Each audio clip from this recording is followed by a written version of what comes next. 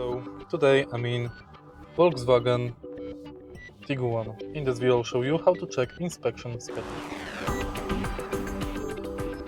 In the beginning, take a look at the instrument cluster and navigate through it using this panel on the steering wheel.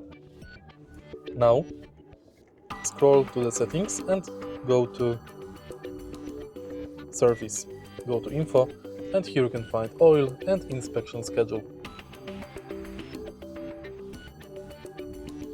To reset it, turn off ignition, press 00 set button, turn on ignition and it's done.